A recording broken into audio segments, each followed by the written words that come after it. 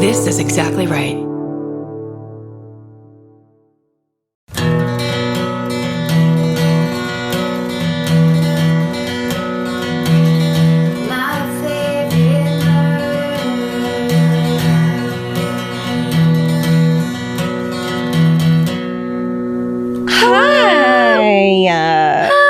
Hi. Welcome to My Favorite Murder. It's a podcast.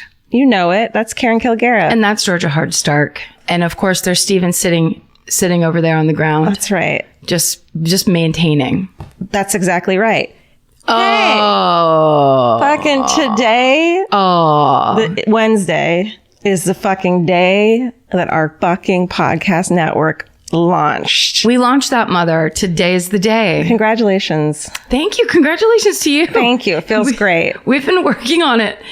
We've been multitasking for quite some time. We're not complaining. No. We're just letting you know that it's, it was very exciting. It was so exciting. It was surreal. I couldn't sleep last night. It feels good, and I'm very happy about it. Big thanks to Danielle Kramer. She is our producer, and she has basically been making it happen in the real, I was going to say meat and bones way. Oh. Is that a saying? No, it is now. In America? No, it is. Danielle Kramer is a business wonder, and she has been guiding us and helping us navigate and making it happen. And we wouldn't have been able to do it without her. No. So, we couldn't be more excited to be working with her and to be having this podcast network that we've been planning and dreaming about and doing things for.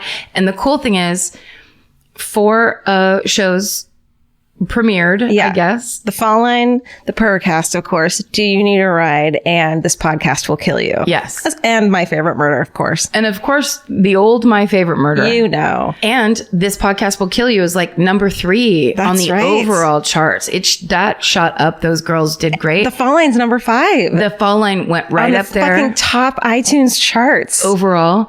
And on the lifestyle and feelings charts, what is it called, Steven? Society and Culture. Society and Culture. Lifestyle and feelings needs to be the new one. Purrcast came in hot and heavy, right? Yeah. I think that's appropriate too. Lifestyle and feelings, cat people, feeling strong about your pet. Yeah. Felines. Yeah. Feline. Ooh, right. Karen. Number, I think as of right now, it's number 10 or 11 or something. That's amazing. It's very exciting. Yeah. And then of course there's even more to come. Oh yeah. We've got more podcasts coming, you guys. And we're very excited about the talent that we have. We wish the we could scream it at you, but we can't yet. You'll be very excited, but this is our foundational block of 4. Yeah. I feel very proud of us as women, business women, and this is all, we're making it happen. My mom texted you today. Janet sent me a private text. Janet said, I want to wish Karen congratulations too. What's her phone number? And I was like, oh no. And I asked you first, like, can I give my mom your phone number? This might go very poorly. And normally I don't want to text with people's parents. I'm not a parents person. I've always been a real rebel. I want to peel out away from your parents. You want them to be like, you shouldn't hang out with her. Yeah. There are people who always be like, my parents are in town. Do you want to go out to dinner? It's like, no, I really, really I don't. went out to dinner with your dad. Now that's an exception. Yeah. I'm holding everybody else's parents to the standard of my dad. That's great. Do your parents party? No. Goodbye. Do your parents tell a good story? No. Sorry. I can't do all the work. Sure. But no, Janet sent me a very touching, and actually it was a kind of message that reminded me of what my mom would do, where it's like, this is a big deal and I'm so proud and I can't believe it. And it was just like, and the future holds this. It does. And she said, I love you I in know. it, which is like you, Janet, she killed it. She killed it. Yes. It really meant a lot. I'm proud to be her daughter that when she does stuff like that. Yeah. Hey, look. It's other times that are the problem. Sunshine and rain. Joy and pain. That's right. So it's all happening. I on my drive over here, about 15 minutes still, and I've already done this before, trying to explain to my dad what a podcast network is, what it means. He just keeps trying to bring it back to like radio. My mom doesn't understand it either when I'm like, it's basically like a TV network that has shows. How hard is that to understand? Right. Because my dad goes, so on the shows that you premiered today, did they make them all at your offices? And I was just like, Dad, it's like if we were Netflix and then all the movies were just presenting the movies. He's like, oh, Okay, why didn't you say that? Oh, Yeah. why didn't you say that in that exact way to make me understand? And I'll forget by the next time we talk. Promise you. Yes, we're going to have the conversation a couple times. Look, it's the Wild West. It's podcasting. It's a brave new world. We're proud to be a part of it. That's right. We really are. We should also thank our agent, Oren Rosenbaum, who's also helped us, guided us through this. It's been very businessy. There's been a lot of business. A lot of business. A lot of texts and a lot of calls. Yeah. I'm tired. What? We have, I mean, this is a brag. Yeah. But we've done over 21 conference calls, I would say. We've done like 10 hours of work on this. So a week. So we've done some serious picking. Yeah. It's like really hard. Can I do a merch corner? Would you? Fucking holiday merch. Holiday merch, girl. As of today, Thursday, whatever it is, November 29th. Your Thursday or Wednesday. Is there a November 29th this year? Okay. November 29th is the holiday merch is out. We have the L'chaim Bitches t-shirt that I'm so excited for. We have some new ugly holiday sweaters with new fucking quotes on them. We fucking have My Favorite Murder wrapping paper. Yes. We have My Favorite Murder motherfucking candles. Scented candles in 4 delicious flavors. Can I tell everyone what flavors they are? Would you please? I would love to. Hold on. Let me find them. And then we can talk about that. One of them is those beaver nuggets that they gave us at the Texas gas station. Okay, one candle scent is canned wine. Canned wine. Another is Stay Out of the Forest. It's a piney Smells scent. like pine trees. There's Karen's Big Old Cup of Coffee. Hi. Coffee. And then there's an Elvis Want a Cookie that smells like a fucking cookie. Actual cookies, not a cat tuna cookie, but an actual nice cookie. That's right. There's a Here's the Thing, Fuck Everyone sweatpants. There's a cross stitch pattern. Yeah. And there's a bunch of different wrapping papers and t-shirts and so many things. And you get a free gift. First 75 orders over $50 get a free gift with purchase. Well, we also have Christmas Christmas ornaments. Ornaments, we call them. Really? Ornaments? They're called ornaments, yeah. It's really exciting. So go to myfavoritemurder.com. There's a shop there. You can shop. Go have fun. It's very exciting. Also, there's a merch store for Exactly Right Network. Right. And that has, there's a really cool coffee mug with the logo on it. The logo's so fucking cute. I love it so much. Yeah, they did a great the mid-roll designers. They have a design team that killed it with the merch.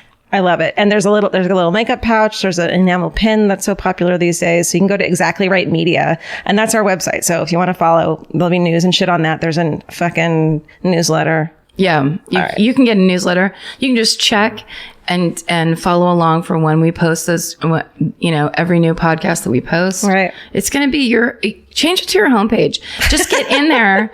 Get in. I don't know how to tell you how to do it. Go around your office and change everyone's homepage to exactlyrightmedia.com. Stop landing on that Yahoo homepage. Yeah, they'll and thank get us. on over. It's all bad news anyways. Hey, do you want to hear some good news? I do. This is an email that Stephen pulled for us. And the subject line is, Alfre Woodard is my aunt. Oh my God. Dear all, longtime listener, first time emailer. I've been a fan since day one. I love this podcast so much. So you can imagine my joy when I was listening to episode 146 and Karen started talking about Alfre Woodard. She is my aunt by marriage, married my uncle. They met while she was teaching an acting class at his college. Scandal. And she's given away the family secret. And she's absolutely amazing. Unlike a lot of other Hollywood royalty, she's a big part of our family and is always at family functions. Aww. She's an amazing cook, a sparkling personality, and a fabulous mom to her 2 children.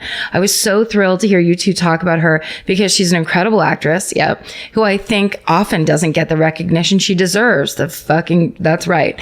She started acting in the 80s, and I can't imagine it was easy for an African-American woman to get roles, but she worked her ass off to get where she is today with no favors from anyone. And not only is she a great actress, I'm going to start crying during this email. Not only is she a great actress, but she and her husband Roderick are total criminal justice warriors, and they are both involved in fighting against the mass incarceration of minorities and, of course, against everything Trump. You can imagine how thrilled they both were when I took the job after law school as a public defender. Whoa, that's rad. Oh my God. Well, a lot of members of my family joked about how I would be getting them out of their DUIs. And she wrote in parentheses, eye roll. Alfre told me, girl, you are doing the Lord's work. Next time I visit LA, you two should come hang at Alfre's house. My God. No. Stop it. I'm officially inviting you. No. She'd love it. Can't. No, she would not. I'm telling you. Stop it. Love the podcast. Love you guys. Keep on fighting the good fight. Sincerely, Marina. Thank you so much. Yeah, that was, amazing. I won't go back into it, but. Amazing. And now we have a fucking lawyer when we get our DUIs. Because now we have to, that we're business people. Marina, I'm sorry I woke you up. I'm usually not like this. Remember when you invited me over? Could you call afterward? Tell him to pick me up. Yeah, that's I love things like that. That's so great. Because how fun is it to be able to step forward and be like, oh, your favorite celebrity? They're not an asshole. They're actually as awesome as you think they are. Right. Yeah. Yay. So nice. Good feelings. Yay. Good feelings. It's the holiday season. Okay, I'm gonna do this as lightly as I can. Uh-oh. I'm not gonna yell at anybody. Me? Nope. Definitely not you. Okay. Probably not Steven. This is just a general piece of advice for interacting on Twitter. Let's hear. This is Twitter Corner with Karen. This is Twitter Corner with Karen. Just advice. Do you want to have fun on Twitter? Do you want to interact? Do you want people to want to interact with you? Okay. Then if somebody makes a joke and they're talking about real people and possibly real people that you and I might know, don't at anybody. In a response, like... Don't at anybody that's real, ever. Who are we talking? Can you tell me what happened? No, I don't want people to feel bad. I really don't want people to feel bad because there's no fallout for this. Okay. But it's just more of a touch. It's like a mortifying moment. Yes. You have to remember that we know a lot of the people in comedy that we talk about. Yeah. And you don't need to be the person that goes, I bet this person needs to know this. Karen talked about you. Don't do it. If we didn't do it, you don't need to do it. Don't do it. Okay. They don't like it. They might not like it. Yeah. Maybe they love it. We don't know. Stop assuming everybody likes it. Yeah. And don't do it. Okay. This has been Twitter Corner. Twitter, what's the word? Twitter Corrections Corner. Yeah, that's perfect. I'm trying to think of one for Instagram, but it's fine. Nobody wants to see your food anymore? No, I want to see everyone's food. Oh, you do? Yeah. Yeah, that's just a preference thing. I love food photos. I don't know anything about Instagram. I shouldn't be talking at all. Is that it? Don't take pictures of your thighs? No, and do the hashtag thighs are hot dogs. legs are hot dogs. Excuse me. You know what I'm talking about? Yeah. When they look like legs are hot dogs? That's the best. That's the best. I love People that. being like red, tan, like Hulk Hogan tan, taking pictures of their thighs. So good. Listen, celebrate. Good times. Come on. Oh my God, Steven, who goes first? It's been so fucking long. It's been so long. I believe you go first. Right. It was the Lodi haystack murders in Sacramento. Shit. Damn. Wow. I feel like it's been so long since we've podcasted. And we're doing it in my living room, which is weird because the pod loft is so full of boxes and gifts and crazy things that we can't even fit up there. And luckily, we're moving to our offices this fucking weekend. I'm so excited. Exactly Right offices. We have Exactly Right offices where the people who are on the network are going to come and record their podcasts. That's right. It's all real and official. We're just like the Velveteen Rabbit. We're real. We're real. Oh, and we're going to get pneumonia, was it? No, that's the Secret Garden. No, didn't the little boy in the Velveteen Rabbit get pneumonia and die? Did he fucking die? I think he fucking died. I only focused on the rabbit part of that story. Don't care about the rest. I love that children's books used to be about dying children and children who die, where it's like, can you imagine? Well, it's like Charlotte's Web. It's like, get ready to cry your fucking eyes out. Yeah, that's right. Remember that thing you loved? It died. It died. Oh, I remember my mom crying so hard when she read that to us. She couldn't speak. I think I was like 4 and I remember and like seeing your mom weep. Yes. Because it's so touching. It's so touching. It's so beautiful. And it also really is like, but it's not a children's book. If you're getting into mortality shit, then leave the kids out of it. The Giving Tree? The Giving Tree is like a story about a short asshole. Yeah. Who gets old and dies. Yeah. Everyone. And it's like, you chop the fucking tree down. All that tree did was give you everything. Yeah. I mean, this is then it's like, guess what? The tree is your parents. You the better tree, love your parents. But the tree is your mother. Yeah. The tree is your mom. your straight up mother. That's right. And you fucking chopped her down. And you made her tits look terrible. Took her branches, her hot perky branches. You always told her she embarrassed you. That's you always told her she wasn't cool. You made her look like a fucking stump of a person. You stole all her apples. And then at the end, you sit on her. And you sit right the fuck on her stump. Janet, I'm sorry. Janet, I'm sorry. I'm going to text her back right now. Georgia's sorry. Janet, listen, Georgia doesn't want to have to say this herself. I'll do it. No, she'll be like, what have you done with my daughter? That's not my daughter. My daughter Turn her me. over. With America's #1 meal kit, HelloFresh, you'll get easy, seasonal recipes and pre-measured ingredients delivered right to your door. All you have to do is cook and enjoy. HelloFresh makes cooking delicious meals at home a reality. From step-by-step recipes to pre-measured ingredients, you'll have everything you need to get a wow-worthy dinner on the table in about 30 minutes. Say goodbye to endless grocery store trips and takeout. HelloFresh has you covered. There's something for everyone, from family recipes to calorie smart and vegetarian, and fun menu series like Hall of Fame and craft burgers. HelloFresh has more 5-star recipes than any other meal kit, so you'll know you're getting something incredible. HelloFresh is flexible and it fits your lifestyle. Easily change your delivery days, food preferences, and skip a week whenever you need. Break out of your dinner rut and make deliciousness part of every week with HelloFresh. I love that even though HelloFresh is super easy and they make it really basic and like straightforward, you still feel like you're cooking this like incredible home cooked dinner. And that makes me feel good about myself. And that instead of just ordering takeout, I'm actually making something and preparing something at home. And that it feels good. So for $80 off your first month of HelloFresh, go to HelloFresh.com/murder80 and enter murder80. It's like receiving 8 meals for free only at HelloFresh.com/murder80, promo code murder80. Go buy. Oh, I'm first. Mm-hmm. Okay. All right. Listen, this is a rough one. This is like a fucking murder case. Okay. But it has positive things in it. Great. Including an I survived story. Amazing. And it has some, it ends. So that's good. Okay. Mine is similar. Uh-oh. If you're about to do mine, where's yours take place? I'm going to pull that pedicure off your foot. Where does mine takes place in Portland, Oregon? Nope. Okay, bye. We're good. Great. Because mine is called the Missoula Mauler. Missoula, Montana. Mm-hmm. Shit. Okay, I've never heard of this. This one is bananas, and there's a book about it it's by John Costin called To Kill and Kill Again. But aside from that, the articles are really short. There's not a ton of stuff. There's not a ton of podcasts, like episodes about it, but it's fucking bananas. So let us do it. Do it. Missoula, Montana. You've been there. Guess where Chris Fairbanks is from. Oh, really? Co-host of Do You Need a Ride, the podcast that didn't fucking bother to put out a new episode.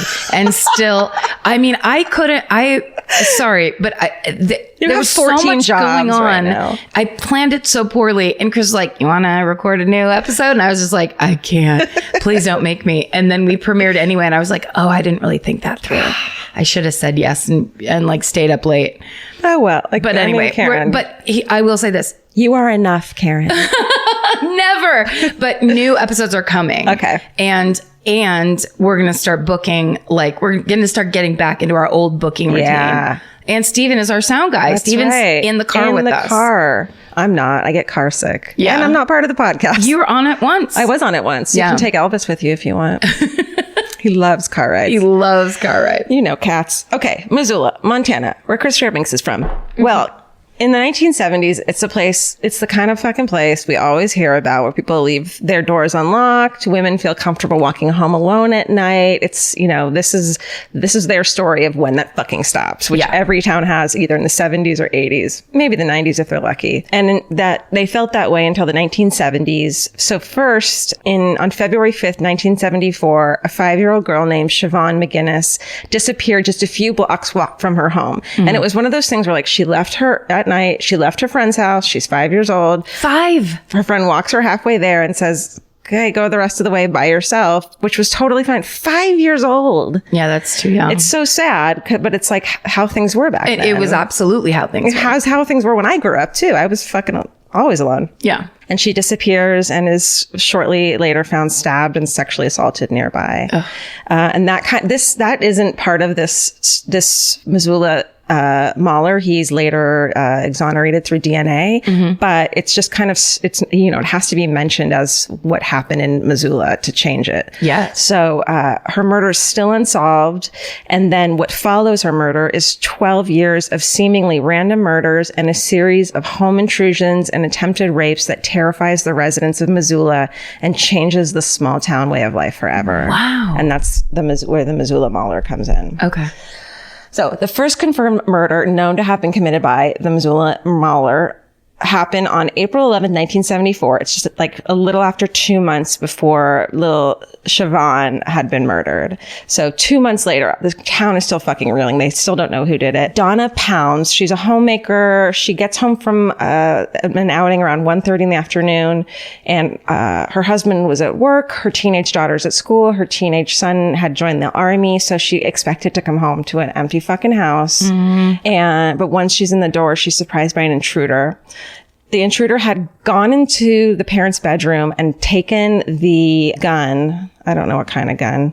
Her husband's gun from its hiding place in the parents' bedroom. He knew where it was. So I bet you it's like a handgun, right? If there's a hiding place, yeah. It's hard to hide a rifle. Probably. Yeah. And the intruder walks Donna at gunpoint to her bedroom where he had been fucking hanging out in the house and had already fucking put the ligatures and ties on the bed. Gross. I know. This is really awful. Just a warning. Yeah. This is called My Favorite Murder. We do awful here. We do awful. He ties Donna up. He rapes her. He takes her down to the basement and shoots her in the back of the head 5 times. It's awful. Her husband, Harvey, who's a fucking preacher, who has a radio show where he's actually been fucking preaching about the evils that is taking over the town because of Siobhan's murder recently, comes home to find, that evening to find his fucking wife dead in the basement. It's so fucking awful. And there's this really creepy, thing I heard, like a little fact that creeped me out on a podcast called Dark Topic that said that the dad got home in the evening after work. The teenage daughter was hanging out watching TV. He's like, "Where's your mom?" She's like, "I don't know where she is, but I don't know why all these ropes are around the house." Oh no. How creepy is that? That's horrifying. And he was like, "What the fuck's going on?" Went in the bedroom, realized something was going on, went down to the basement. Oh no. I know. So then the husband found her. Yeah. That's terrible. Yeah. Okay. Police find a suspect when a witness comes forward and says that they saw a local neighborhood boy or teen lurking in the backyard on the same afternoon of the murder. Oh. The teenager is 18-year-old Wayne Nance. He's actually friends with the teenage kids of the pound kids. And his son, this teenage son who's in the army, had like randomly, casually told Wayne where the gun was hidden. No. Fucking shit. And then when investigators search Wayne's house, they find a pair of bloody underwear and a 22 caliber bullets. And they also uncover satanic books and a wire hanger shaped into a pentagram that Wayne had used to fucking brand himself. Wayne, you need to get out in the sunlight and get some vitamin D. Because if you leave yourself in a room too long and read enough crazy ass books, you're going to start doing things to yourself. Yeah. You're going to start listening to the craziness in your head. That's right. None of that would be helpful to a person that's actually mentally ill, but it just makes me think of when I'm really bored at work and I just have this very bad habit of I start to take paper clips and unfold them and fold them back into other things. I found them in the pod loft all the time. There are just dozens and dozens of unfurled paper clips. And it's like, Karen's been here. And also I just was thinking, the second you said that, I went, I wonder what shapes those paper clips end up in, because I'm not trying to do a shape. What if I just kept finding like kill, like it just says kill. You're actually really skilled. Yeah. It's a perfectly sculpted knife. Yeah. Whoa. How did she do that? And she welded the two ends together. I'm not going to tell her she does that because I don't want, it's like waking a sleepwalker. Yes, that's I don't want to scare Karen of herself. I'm scared. So he's fucking bananas. He's known around town as a teenager for being a weirdo. And there's also indications of animal sacrifices on the banks of the nearby Clark Ford River. Oh no. So it seems like, there's a satanic panic bullshit. This is I think before it happened in 74, but I think that there are kids or like teens who are crazy and want to, pretend that Satan is somehow stirring them, or they're fucking mentally ill, and that's what they do. So, well, yeah, usually that's like, the old psychopath trifecta or whatever, where it's harming animals. It dovetails very nicely into the satanic ritual shit, because then it's like, I already had the compulsion to kill this living thing, and someone approves of it. You know, if I read about this, it's like I'm doing something good, and it makes me feel like strong or safer, or That was pure speculation corner with Carrot and Georgia. I mean, I am not a doctor and I'm not a Satanist, so don't listen to anything I say. Dr. Satanist, is that you? Well, hello and welcome to hell. Okay. Okay. The Missoula County attorney at the time, his name is Robert Duchamps. Duchamps? Is that how you say it? I'm pretty sure it's Duchamps. He goes by Dusty. Cool. He issues a subpoena. He's like, this guy's fucking nuts. He's 18. Let's get him in prison immediately. Issues a subpoena, puts Wayne in front of a grand jury wanting to indict him. It's the first grand jury since World War II in Missoula. Wow. But the grand jury, after all this fucking evidence, they rule there's insufficient evidence to charge Wayne as a suspect. Plus, he had passed a fucking polygraph, which we know now means he was fucking diabolical. Or it was inaccurate. Right. Or the person giving it was bad at it. I mean, any number of things. One of those little heart monitor things could have just fallen off and down his shirt. Right. The first thing that passes through my head, though, is he could have that it is circumstantial evidence. Yeah. All those things don't necessarily add up to murdering this woman and raping it doesn't say anything about the bloody underwear belonging to Donna. It doesn't say anything like that. So I bet you that if that was a provable thing, it right. There was DNA, obviously. They let him go, and Dusty said, I did everything I could think of. He was cool and collected as a tombstone. And he questioned him for hours, and he was just chill. Ooh. Yeah. Is chill the word? No. He was cool. So cool. Dude. Yeah. No. In the decade that follows, Wayne straightens out, stops his satanic bullshit, and joins the Navy. He's then becomes, stops being the weirdo around town, becomes known as a normal dude in Missoula. He becomes a truck driver and a part-time either bouncer or bartender at a local bar. It says different things in different places. I mean, at a bar in Missoula, you probably do both, right? Double duty. You let people in, and as you're like, you look at their ID, you hand it back to them, and then you're like, what would you like to have tonight? And you walk along with them up to the bar. Right. Wash your hands real quick. Right. Hopefully. No. Yeah. Maybe. Dry them off on your jeans. That's right. Make that gin and tonic. But meanwhile, between 1975 and 1984, 3 unidentified bodies of teenage girls who are all decomposed beyond recognition are found around the Missoula area, all murdered. Oh. Okay. Keep that in your brain for now. They're all Jane Does, and they're given names based on the location of their discovery. So there's Betty Beavertail, Debbie Deer Creek, and Christy Crystal Creek. But it's not until Wayne Nance's final attack that he's finally tied to these Jane Does. Whoa. Okay, we're going to skip around a little. Okay. All right, so keep those in mind. Okay. And then let's fast forward to 1986. So we were in 1974 when Debbie Pound died or was murdered. Now we're in 1986, almost 12 years later. Wayne is now 30. He works driving a truck as a mover at a furniture company owned by a couple, Doug and Chris Wells. They're I can't tell. It doesn't say how old they are. They look like they're in their 40s. They're an attractive couple. Female Chris.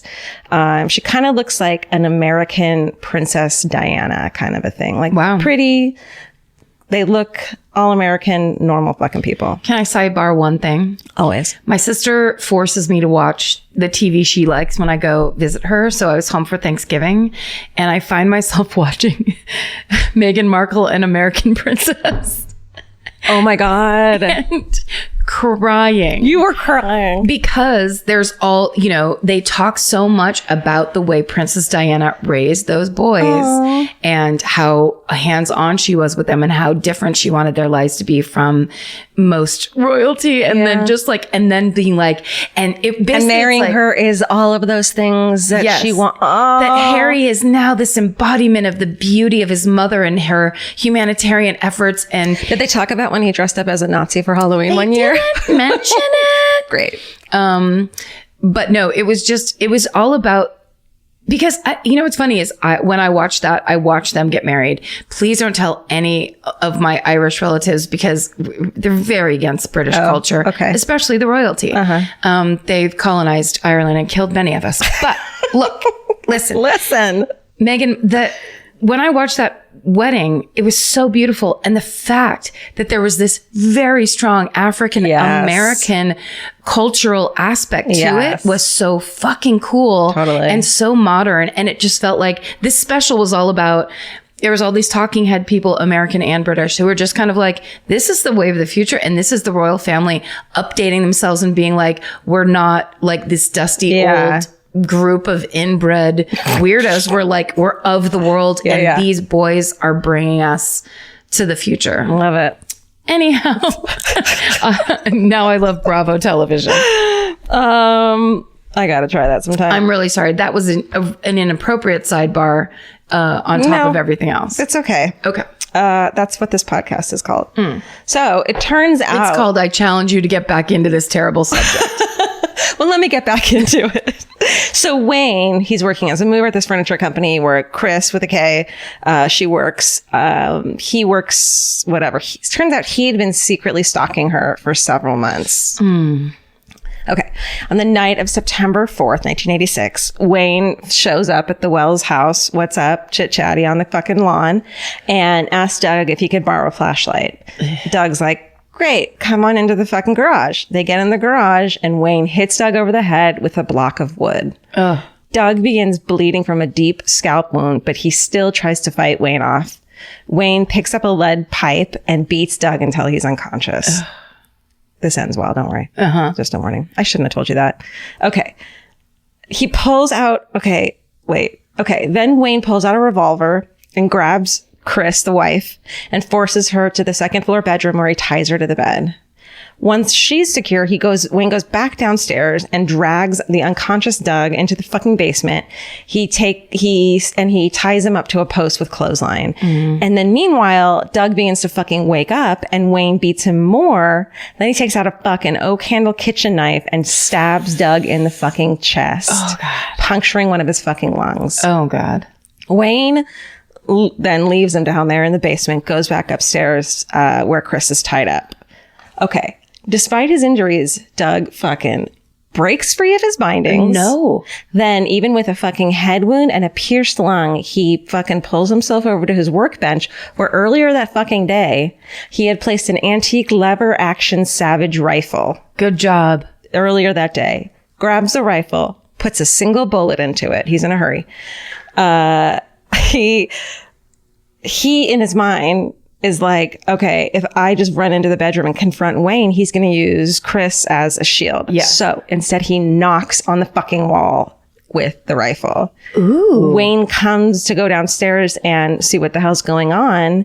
Wayne is crouched on by the stairs on the first floor landing, takes aim and fires his single bullet at Wayne. The bullet hits Wayne in the side and knocks him over. But Wayne gets back up, even though his abdomen had a freaking bullet in it, starts to crawl back to the bedroom. Jesus. I know. Everyone is like on fucking angel dust in this. Yeah, for real. Doug is now out of bullets because he only put one bullet in the gun. He starts hitting Wayne with the wooden butt of his rifle until the butt of the gun splinters. Wow. He's fucking hitting him with it. Wayne is still trying to get to the bedroom, makes it to the bedroom but an equally badass Chris after hearing the rifle go off, was like, did my husband just get shot? She fucking broke free of her bindings, except for one arm is still attached. So when Wayne crawls in while her husband is hitting him with the butt of the rifle, fucking Chris starts beating him up with her fists and kicking him. Whoa, fuck. Yeah. Okay. Then Wayne pulls a gun from its pouch on his belt. I wonder if maybe his pants were off and the belt was in the bedroom, and then he got to the, you know what I mean? Oh, right. He knew he had a gun there. Yeah. Right. He fires at Doug, misses him. Oh, thank God. A second shot catches Doug just above the knee, but Doug keeps coming at him. Now the splintered butt's not working, so he starts hitting him with the barrel of the rifle, which ends up getting so bent out of shape it turns into an L from the force of hitting. What in the fuck? Yeah. They're fighting, they're tussling, they're fucking fighting for guns and shit. It's at night. Someone hits the fucking lamp, it crashes to the ground, the lights go off. It's dark. Are you kidding? This is a movie. It's in the dark. Yes. Fuck. While it's in the dark, another shot rings out. What happened? What's going on? When they're finally able to get the light on, Wayne Nance is lying on the floor, dying. Oh, thank God. We don't know if it's accidental or on purpose, but Wayne had shot himself in the head. What? There's a bunch of different versions. People say he did it on purpose, like he knew he was going to get killed, so he just shot himself and didn't want to get caught and taken to prison. There's a Reddit user that says that as Wayne was shooting at Doug in the dark, Doug maybe smacked him in the arm and it sent the barrel up to his own head and shot himself in the skull. Sure. Maybe. But after the attack, which both of the fucking Wells survive. Oh, thank God. Can you freaking believe that? Oh, my God. They survived. That's incredible. I know. And Wayne dies. Wow. Yeah.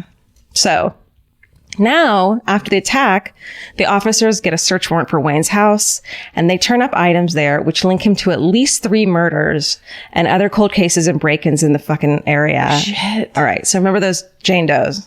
So the body of Debbie Deer Creek, she was a teenager, and she had been found in an advanced state of decomposition on December 24th, Christmas Eve, in case you didn't know, 1984. She had been found by a hiker in a frozen grave alongside Deer Creek Road almost 2 years before Wayne's death. So when Wayne's house was searched after his death, there was hair belonging to her found there. Like they could tell by the dye patterns and stuff that it was hers. And investigators were able to connect her to a photo she was in with Wayne. They're like, this is our Jane Doe that they found. Whoa. A photo of him, and you can see it online. Amazing. But they didn't have a name for her. She had been a drifter that patrons of the bar where Wayne worked. They knew her as just Robin. They said that like they were together, and but she disappeared just a few weeks after moving in with Wayne. And it wasn't until, so she was found in 1984. It wasn't until 2006 that her real identity was finally found. Wow. After over 3 decades of her brother, Derek Bachman, searching for her since she had left home when he was 14. Oh, no. I know. And so they were from Vancouver, Washington. So this whole time he was convinced that it was the Green River Killer that had killed her. Right. But they finally put this together when he saw a drawing of her, of the, unidentified body. He was like, I think that's my sister, and kept hounding them to do DNA tests. So finally they did it. And through new advanced DNA techniques, she was identified as Marcella, nicknamed Marcy Bachman. And she had run away from Vancouver, Washington when she was 15. And she had, after she had confided in her brother that their stepfather had been molesting her. Oh, God. And so her poor fucking brother, who was 14, helped her pack her bags to get the fuck out of the house. Yes. And he always felt guilty about that and just spent his life trying to track her down. Oh, God. I know. What a hideous situation. I know. What else is he supposed to do? Make her stay? He has to help her leave. Yeah. And he's 14. He can't make decisions like that. No. Those are huge decisions. It's so unfair. It is. And then so Wayne Nance had taken her in, quote, after she was left by a truck driver in the area. Wayne claimed that she had left the area in September 1984, but when her body was found and identified, she had actually been killed with 3 gunshots to the head. So it wasn't moving in, quote unquote, with him. It wasn't that. It was he was like, I have a safe place for you to stay. Yeah. And she believed him. And they were together maybe. Who the fuck knows? And he's dead, so we can't answer these fucking questions. Right. They just have, I guess they were together long enough to get a picture taken and developed. And it's like a couple's, it's like a couple's, photo booth photo. Oh, got it. It's like one of those fucking 1980s, photo booth. They look like your mom and dad couple. So another link came when investigators turned at the house of Wayne, turned up a Kelgan hunting knife, which is just like a cool looking little hunting knife, and a small ceramic statue of an elk. They found that when they searched his residence. So here's where those come in. In December 1985, someone had broken into the home of Michael and Teresa Shook, where they live with their 4 children in Ravalli, which is about an hour from Missoula. I'm sure I'm saying that wrong. Spell it like you say it. So Michael and Teresa had been tied up and shot in their home, and afterwards their house had been set on fire with the 4 kids in it. Okay, this sounds familiar. Michael Shook. Yeah. But did he die in that fire? Yes. Okay. So the parents died, but luckily one of the neighbors noticed a fire and they were able to get all the kids out of the fucking house. Oh, thank God. I know. Thank God. So following their investigation of the burned down house, of the Shook house, the police determined that only two items had been taken from the home: a hunting knife and a ceramic elk. Whoa. And they found them in fucking Wayne's house. And this is so creepy. There was a photo of Wayne's dad, George, at Christmas receiving a fucking ceramic elk as a Christmas present right at the time of the murders. This is textbook weirdo serial killer behavior. Seriously. Like like the feeling he must have gotten when his dad unwrapped it and was like, oh, I love it. Thank you. And he fucking knew. And he's standing there with like weird red pupils like, you're welcome. Yeah. Yeah. That's that trophy shit those serial killers love. Creeps. Fucking assholes. Okay. Due to the similar location and MO, police believe that he's also responsible for the death of a teenager whose body was discovered on a road, one of the other Jane Does, in Missoula in January 1980, who was dubbed Betty Beavertail. She wasn't identified until 2009 with DNA testing as Devonna Nelson. She was a 15-year-old runaway from Seattle. There's I can't find any more information on her. It's kind of sad. She had been stabbed to death. And the other Jane Doe is still unidentified. Wow. She was Christy Crystal Creek, and she was found on September 9th, 1985. Her skeletal remains of an Asian woman who was between 18 and 35 years old. She was found by a hunter in Missoula, and she had been killed by 2 .32 caliber bullets to her head. And I feel like they need to do a redrawing of her, because the creepy ass paper mache thing that they have of her is it doesn't look like anyone. It's so creepy. Yeah. Like they need to redo it. Update it, I guess. Update. Yeah. Listen, Missoula, let me tell you how to do shit. Well, but these things that happen in the 80s, it's that thing of I just, I guess it didn't work out or whatever, where it's they need that fresh cold case team to come in with the young bloods that are no, we need to do all the updates and all the DNA. Even though you think the murderer is dead, you still need to give, her identity back to her family. Right, because she could have a young brother that's been looking for her. Totally. You have to do it for the family. Exactly. So Chris and Doug Wells had survived their attack by Wayne Nance. Chris, they now own a gun shop in Missoula. Of course they fucking do. I'm sure. Great. And a Reddit user claims that Doug teaches classes at Quantico on tactical survival training. Whoa. But I don't know if that's true, but I want to take that fucking class if so.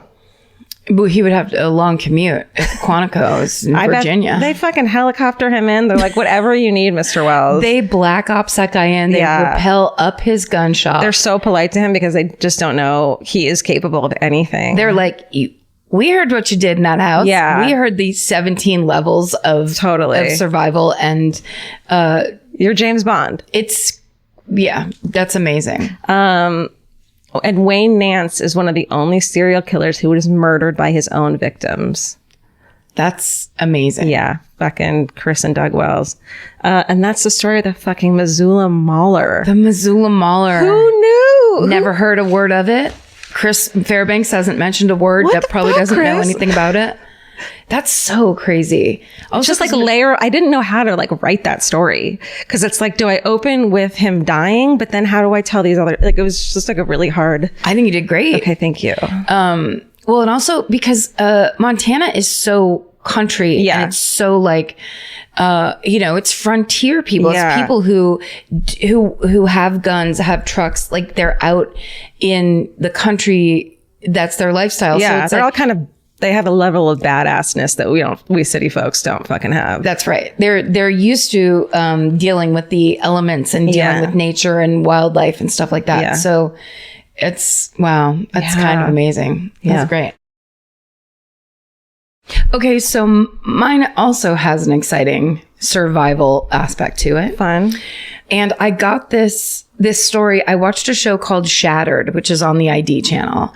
And if you haven't seen it, this is like my new favorite true crime show, because it's about the impact of people who are involved with true crime, whether it's the detective solving the case or a survivor from like a serial killer attacker, whatever it is. And the way it reminds me a lot of I Survived in that way, where they construct the story around those people's stories. Right. And that kind of first person. And it's so effective. And this episode I watched was called The Wood. And so this is the story of Portland's Forest Park killer and survivor Shelley Harding. So I'm basically retelling Shattered's story of the Forest Park killer. It's such a good, satisfying way to hear a true crime story. And so I'm essentially just retelling the way they presented it. So it's November 3rd, 1992. And 26-year-old Shelley Harding is 7 months pregnant. She is done working for the night. There's no buses running, and it's a cold winter night. And so she has to start walking home.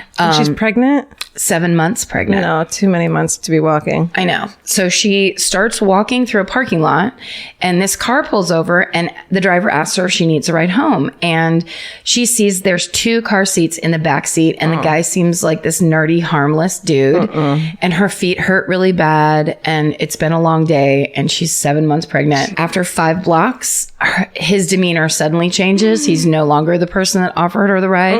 He locks the doors and pulls out a knife. And on the show Shattered, Shelley says you could feel his rage, and she starts to panic, but then she sees he's also panicking. So it's like really scary because he was not in control. It was just like here's a person freaking out. And then as he's pulling this knife and starting to,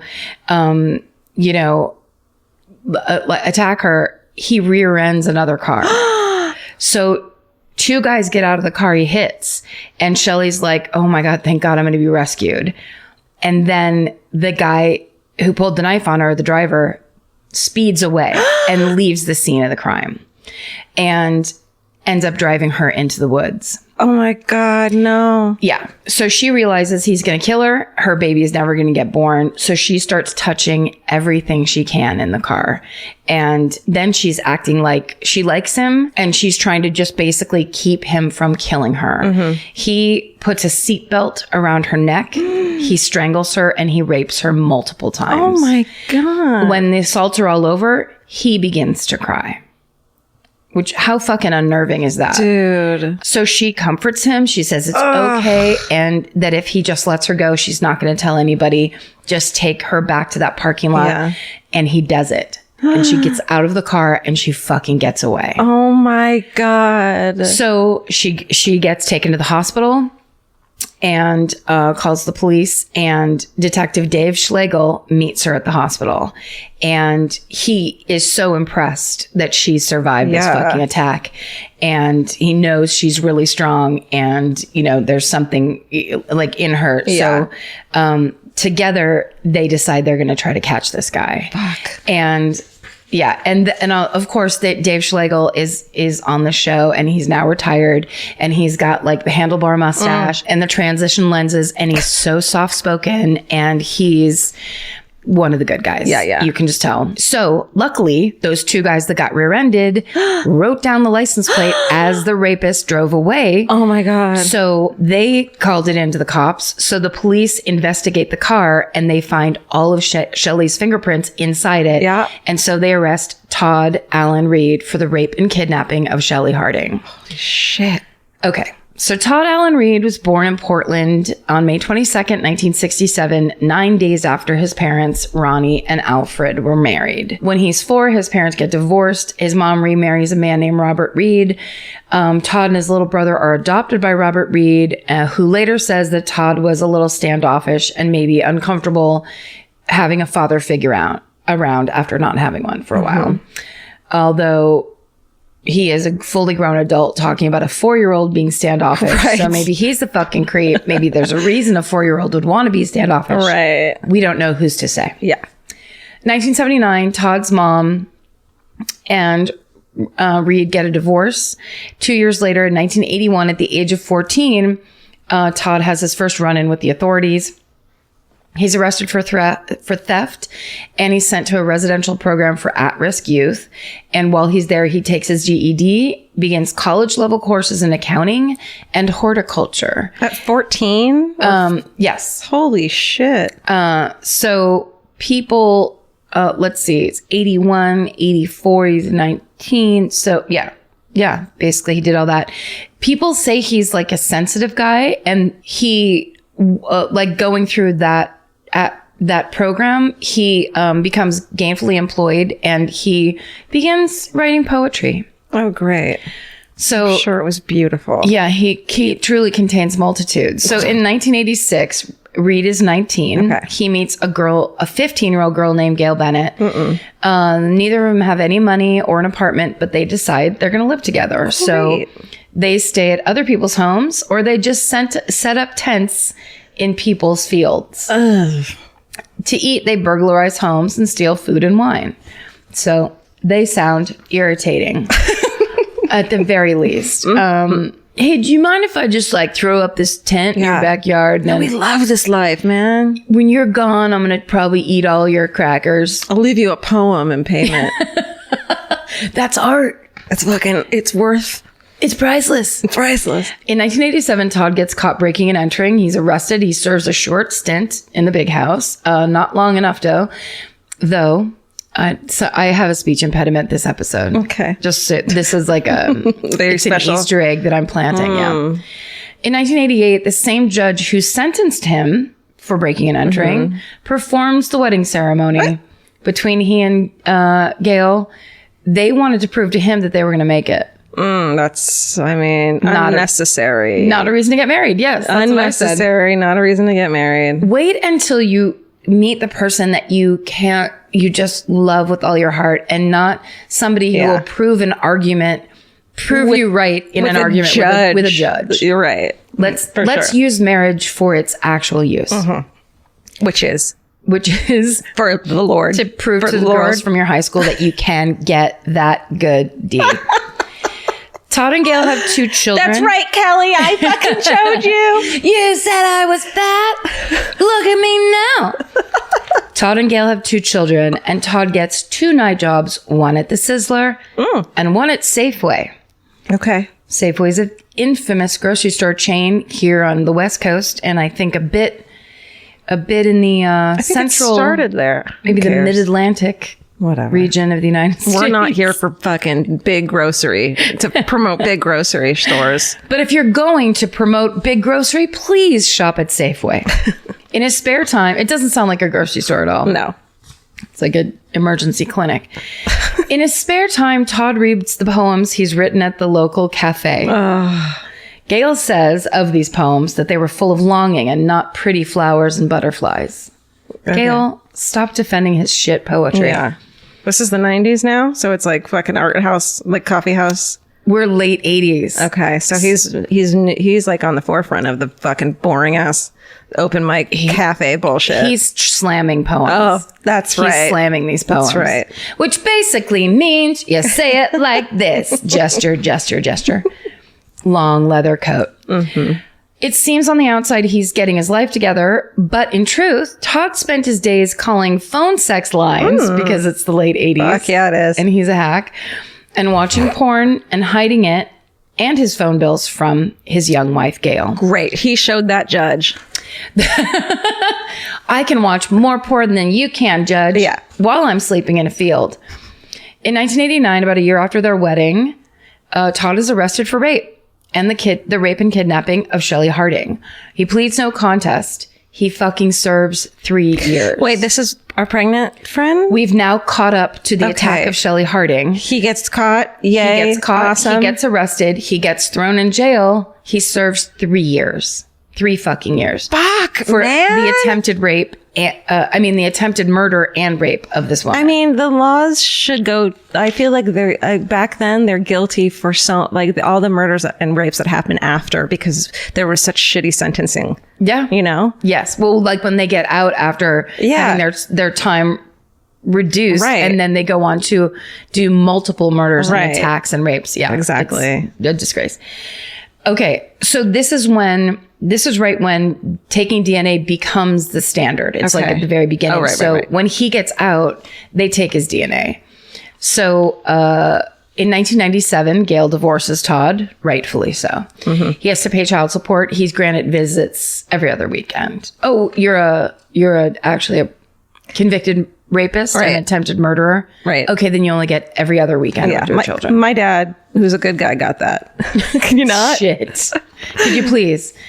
Okay, so now Shelley Harding, on the other hand, is not doing well at all because, of course, she has suffered severe trauma. Yeah, that lasts longer than 3 fucking years. Yeah. She drinks. She's really into using drugs. Her baby gets taken away from her because she's unable to care for the baby properly.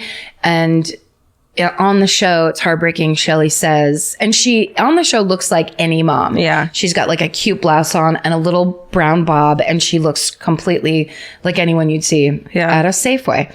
This show's not brought to you by Safeway. So on the show, she says, I did my best to become that piece of dirt that everyone thought I was, and my life went downhill very fast. Oh, it's so awful. I would like to say this here. This is a great example of when you start telling yourself stuff because you are in trauma, you're in a bad place, when you're like, everybody thinks I'm a piece of shit. Yeah. If you're hearing messages like that from within your own head, you have to pause it and you have to step out and go, that could also not be true at all. Everyone could love me. Right. Because when you get into that mindset, you start making bad decisions for yourself as punishment, and you don't deserve that punishment. That's beautiful, Karen. Well, it's fucking true. You watch this woman say this and you're just like, fuck, no. No one thinks you're bad. Yeah, I'm like, no one thinks you're bad because this horrible fucking thing happened to you. No. But in your mind, I say shit to myself that's horrible all the time. So right. You have to remember horrible shit happens to a lot of people. Yeah. And probably if they heard your interior monologue knowing what happened to you, they would want to hug you. Right. They it's not like that. Yeah. So anyway. But of course, also when you're an addict and when you're in drugs, like you don't have that kind of space and reason, and you can't make good decisions. Totally. So she describes herself. She's like, you know, that girl that you see sometimes in the bad part of town walking around mumbling to herself with no shoes on. She's like, that was me. Holy shit. I was in that life. It was really, really bad. She's strung out, whatever. She finally gets into rehab. And when she's in rehab, she makes friends with another addict that's there named Lila Moeller. They become close friends actually in rehab and get sober together. And then one day Lila leaves and she doesn't come back. And after 2 weeks pass, Shelley knows something bad has happened to her. Because usually, like, if you're in rehab and you go out and you get strung out, you come back and you start over. And you should do that. Yeah. But Shelley knows, like, this is way too long. And then literally Shelley goes into the day room one day and she sees a news report that 2 bodies have been found in Forest Park. So on May 7th, the nude, strangled body of a woman is found in a heavily wooded area of Forest Park. It's that big park in Portland. And the body is eventually identified as 28-year-old Lila Moeller.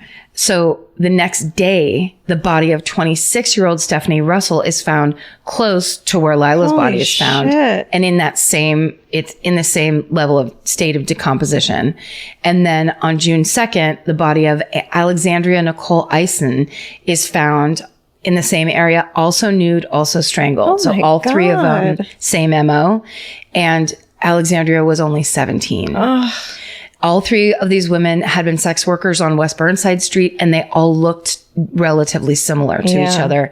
So the Portland police set up a task force, and Detective Schlegel reaches out to Shelley Harding and asks for her help in accessing the sex worker community so that they will not be paranoid of him, that they will actually help him and give him information he can use. Oh my God. Because he knows that that's where it's happening, and that's, you know, where they would probably have lots of information, right? People that they've seen, creeps or whatever, and he wants them to be honest with him and not be afraid. Right. So he tells Shelley if she can vouch for him, that he's not there to arrest anybody, just to get information so they can find this predator that's killing sex workers. Yeah. So Shelley does that. She vouches for him. And she says because he treated her with respect and empathy, and that, quote, he was the first person in a long time that I could trust. So he is like truly doing amazing police work, and the good kind that actually fucking gets crime solved. Yeah. When you care about the people that you're, you know. Yeah, and you don't see them as just sex workers or drug addicts. Exactly. And it's just like, maybe there's a reason people need to take drugs. Right. Maybe really shitty things happen to them. Right. And I remember watching this thing one time, and there was a guy that was like, he was a rehab like counselor, and he said, it's like when you see a fox with his leg in a trap, you know, you don't think he's stupid for staying in that one spot. Right. But if there's snow over the trap and you just see a fox standing there crying, you don't have any empathy. But it's like, you have to see past what the exterior, you know, context is, and see that how drugs just debilitate people. Yeah. But they are sometimes like this necessary escape. Right. If you've really been through some shit. Amen. Anyway. So that's what this detective was doing, which is, I love it. And it's amazing. And to see them talking about it together on the show is so cool. So they decide, this task force sets up a sting operation. So they have a female detective or undercover cop who looks like the 3 women whose bodies have been found. And they dress her up as the decoy on Burnside Street. So on July 7th, 1999, they see a man in a Mitsubishi Eclipse stalking this decoy. And he's parked behind her so he can watch her without being seen. And when Detective Dave Schlegel drives by and he looks at the stalker, the hair on the back of his neck stands up, because it's fucking Todd Allen Reed. No. The sex offender who'd gone to jail for raping and attempting to kill Shelley Harding. And he is sitting there in his car watching their decoy because he got released from prison, and he's back fucking doing exactly the same thing. Holy shit. He was sentenced to 12 years, but he got out in 3. Truth in sentencing laws, people. Right. Now, here's how Shelley Harding found out that Todd Allen Reed got out of jail. Oh, right. Because they don't fucking tell the victim. No, or they didn't then. Yeah. I don't know. They might have updated that system. She's in a restaurant and he walks by her. Holy shit. Yeah.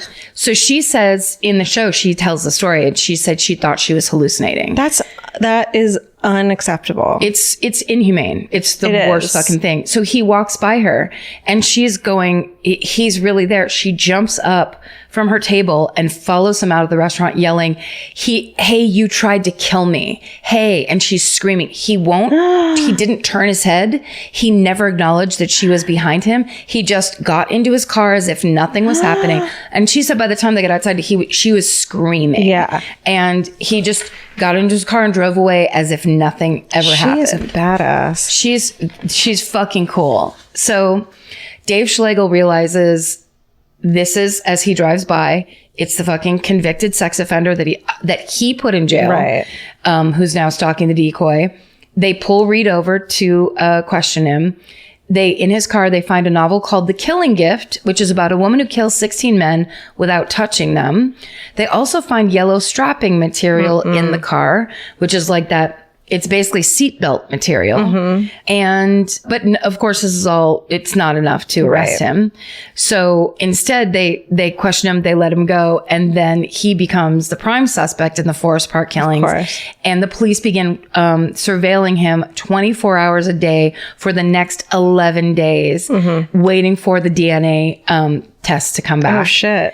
And then on July 18th, 1999, the crime lab finds that the DNA taken from the condom that was found next to Lila Muller's body and the swabs taken from Russell's body match Todd Reed's DNA that was taken when he was in jail. So it matches everything. Amazing. They go to Todd Allen Reed's job at Ranella's Produce in Southeast Portland, and they arrest him. And of course, everyone he works with cannot believe it's him. Right. So when Detective Schlegel goes to tell Shelley that her attacker is in fact the Forest Park killer and that he's been arrested. And killed her friend. She's in jail herself. And when she sees him come into the day room, she says, "You got him, didn't you?" And he says, "We arrested him, but we need you to testify against him in his trial. And because we need to give him the maximum sentence, you have to be there. You have to tell them what happened, and you cannot be on drugs." Which is so crazy because it's like, I hear a lot of times like when they have to testify, it's like re-traumatizing the victim. Yes. So to not be able to have the thing you've been falling back on for your trauma, drugs for so fucking long has to be a terrifying thought, but you want to do it probably. And she wants to do it obviously for herself, but she wants to do it for her friend. Right. This person that she, like, when she first got sober, meant so much to her, that is killed by the person that she was raped by. Like, it's, so she was like, I'm fucking doing this.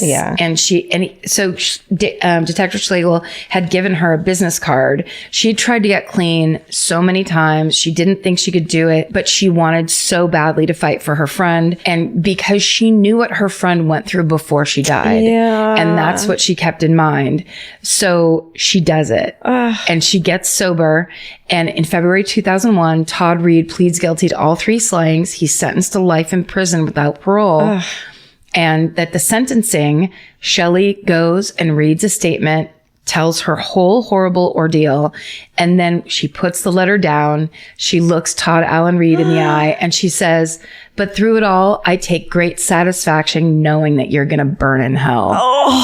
And because I wrote here, because Shelley Harding is a fucking badass. And Detective Schlegel and Shelley are still friends after all these years, and he was at her wedding. And then they show pictures of her wedding. No. Todd Allen Reed is also a suspect in the murder of 2 girls who were last seen in 1987, 12-year-old Mindy Thomas and 15-year-old Jennifer Chur. And they were both found strangled in a wooded area, and they were both last seen with Todd Reed's ex-wife, Gail Bennett. And that's the insane story of Portland's Forest Park killer. How the fuck have we never heard of that? Right? And the amazing survival story of Shelley Harding. That's right. Yeah. Oh my God. Isn't that crazy? That Shattered. Was heavy. Shattered. It's produced so beautifully. Yeah, but you did a good job telling it. They do it so good. Wow. Yeah. Oh my God. I know. It's like, yeah, there's nothing better than when a victim gets to fight back. Yeah. In both of our stories. I feel like hit with a ton of bricks from those stories. Yeah. Fuck, dude. Dude. Deep shit, dude. Yeah. Fucking hooray. Mm-hmm. Well, I got to go home for Thanksgiving, and we had the best Thanksgiving at Adrian's with her family and our family. And, it's a bunch of families. It was actually a really big party, and it was so fun to see everybody. But then Nora she's been ice skating for most of her life, but she went back to ice skating lessons, and we went and watched her skate, and she can now do the skate, the turn where you just turn a bunch of times in a row. She's like, it's real ice skating. She's going to be an Olympian. That's what everyone says. But it's just so cute because she loves it so much. Like, she has the best time. And it was just really beautiful to see, because like when she was little, it was all very cute and like she'd lift one leg or whatever. And now she's like getting into ice skating. It's so cute. I'm so proud of her. I know. It's very lovely to watch. It's just lovely to watch her grow up. It's really, being down here and being by myself sometimes, and just so much work. Yeah. Like it's just so much work. Constant. And to go home and just get that like a nice shot every once in a while of like, oh, things that matter. Yeah. Family shit. It's like very, it makes me feel like I got a B12 shot or something. Yeah. Or you went out in the sun and got some vitamin D. Just get out of that reading basement. satanic. Put the satanic Bible down and go watch a child ice skate. I highly recommend it. At Thanksgiving, my nephew, who's like 8, told me that his Hebrew school teacher was like, asked my brother if, like, she listens to the podcast, his Hebrew school teacher. Hell yes. Listen, so my fucking hooray, I just want to give a shout out to, so there was an End the Backlog fundraiser. I'll just read this.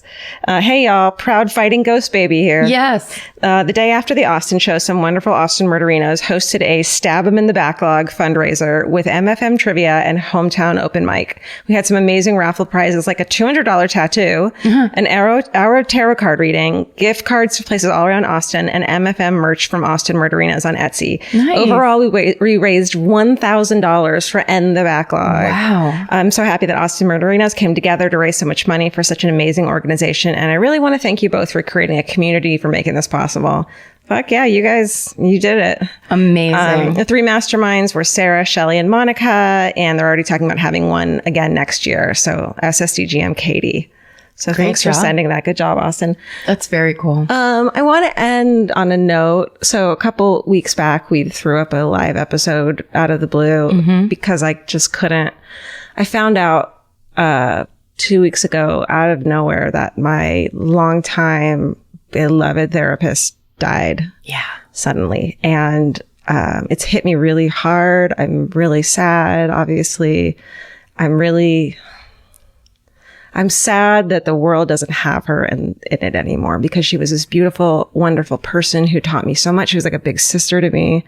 And she taught me so much about being kind to myself and talking to myself as if I were talking to myself as a kid. And would I say these awful things to like the little Georgia, you know? Yeah. And so she taught me about little Georgia and treating her well and to treat myself well that way. And she said that even if you can't use your own voice to do that, if it's hard, you can use someone else's. And so I started using hers because she was just such this beautiful ray of sunshine.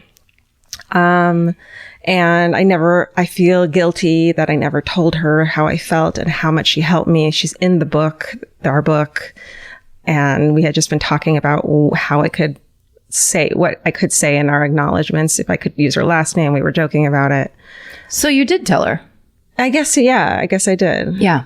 I mean, that's a big compliment. And that, I think that discussion probably conveyed a lot of your feeling. It may not have felt that way at the time, but definitely count that as something. Yeah. So I guess, I don't know, maybe tell people how much they mean to you, or be kind to yourself this week as just a little memorial for Kim. And go to therapy, because even though this is really fucking hard, and, you know, I've never had a therapist like her in 2 decades of therapy.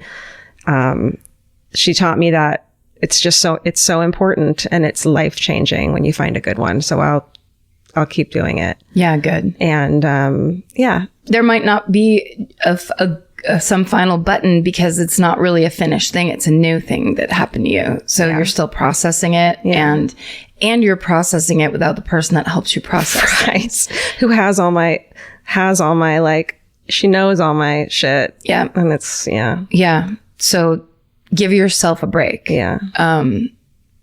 Cause that's uncharted territory. Yeah.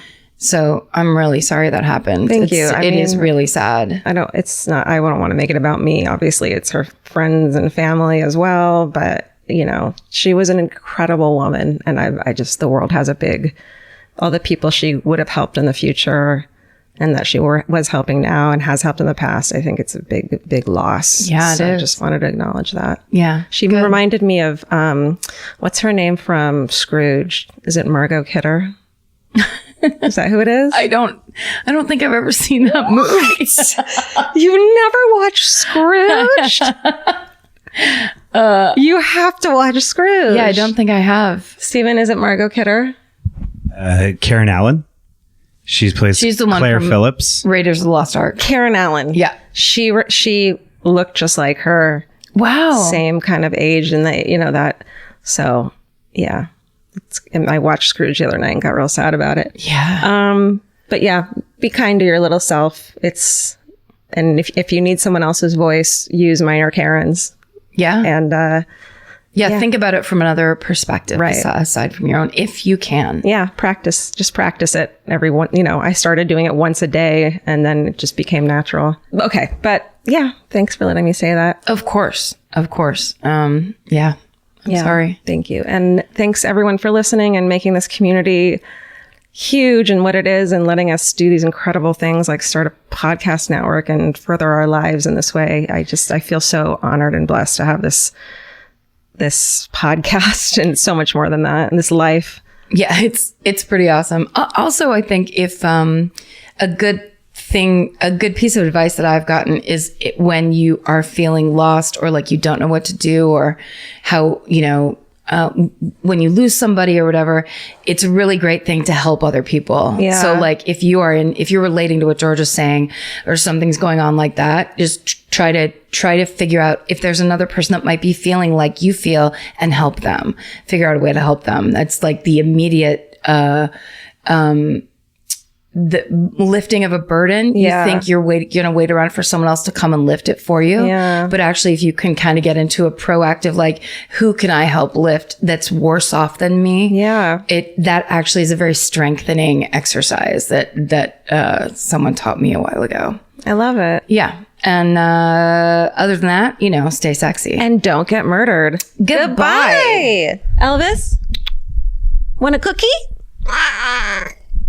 Good boy. Perfect. Thank you.